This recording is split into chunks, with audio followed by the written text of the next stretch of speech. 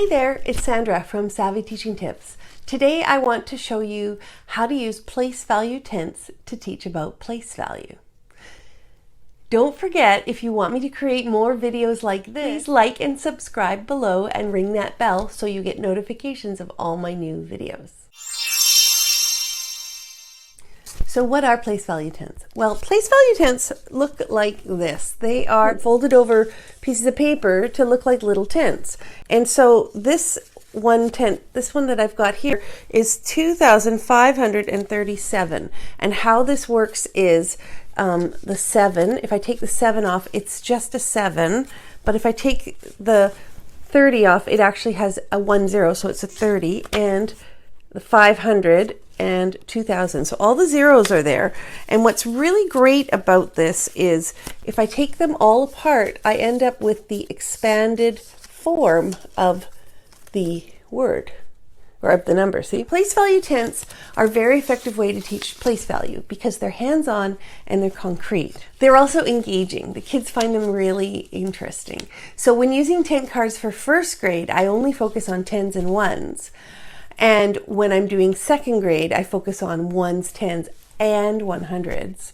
And then for third grade, we would also go up to 1000s. It's essential that each place value group is copied using a different color of paper. That way it makes it easier for the kids to see. So all the 1s in my set are purple, all the 10s are blue, the 100s are green, and the 1000s are purple. Now, some people laminate these. I don't laminate them. The longer I teach, the more I realize that I don't really need to laminate things. It just means it will take longer to decompose in a landfill, and I feel really bad for that. The cards are good for many years if you teach the kids to take care of them, and when they fall apart, it's easy to replace them. So what I do is I get the kids to stack them by number and place them in a baggie, and then I collect the baggie. So that way it's not in their desk getting bent and ripped, but it's actually in a separate box. And I put their name on the baggie, and then they always get the same one back.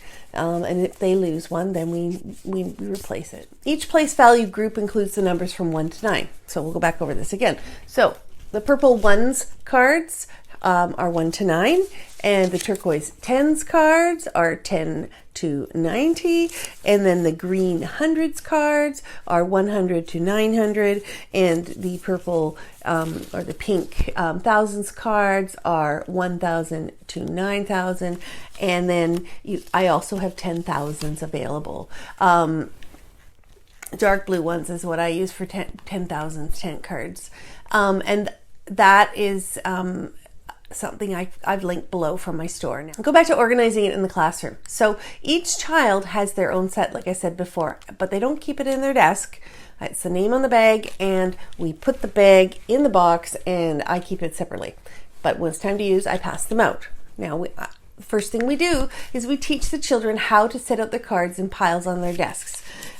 So they get all the 10s in one pile, all the 1s in one pile, and get all the 100s in one pile and all the 1000s in one pile, or whatever you're working on. So 10s and 1s, got all the 10s in one pile, 1s in one pile, and we're going to put them in order from smallest to largest, and they're stacked on their desk, so it's easy for them to find those numbers when we need it. Once everyone is ready, we can start the lesson, and I call this ready position. So I'll say get into ready position. They know that means get all their cards out. So I'll ask the students to make a number like 357. So each child needs to build the number with a green 300 tent, a turquoise 50 tent, and a purple 7 tent. Now, I like to start off the lesson being very specific. I tell them what color of tent to use to build the number. So this is guided practice. So I'm like, if we're going to do 300, you need to find a green with a 3. Then after a few numbers, I start to write a list on the board of numbers, and the kids build their own numbers. Now, inevitably, one of the kids is going to build a number just using 3 purple 1s cards. And this is a great teachable moment where you can visually demonstrate to the kids how to slide back the cards to see their expanded value. Here is my number, 535, and you can, like I said earlier, expanded form, look at that. Ta-da! So if a child only uses the purple ones card, you cannot slide back and see expanded value.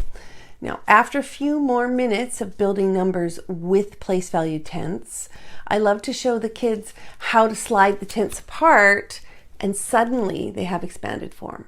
Of course, I've shown the kids that were making errors before, but now as a group, it's easy to do, and it's easy to explain what expanded form means then, once you visually demonstrated it with the place value cards. So you can work towards the kids building the number and recording the expanded form on a whiteboard or in a notebook.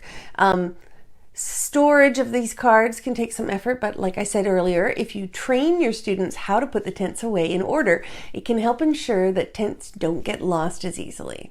And like we start our lesson making sure we've got all the pieces. So get the kids to stack the tenths in counting order. And the first time they do it is going to be difficult, but after a while they start to get really good at it, and it's great practice for ordering numbers. Like I said earlier, I store the bags. I store the tenths in Ziploc bags, and they're low cost. You can see through them to see what's in them. It's easy to label them with a kid's name. To get your own place value tenths, like I said below, I've got it linked. You can find it, but make sure you copy them onto different colors of paper. And that's all for today. So thanks a lot for stopping by. And don't forget, my Facebook and my Instagram is @SavvyTeachingTips, and my TikTok is @SavvyTeaching. See you later.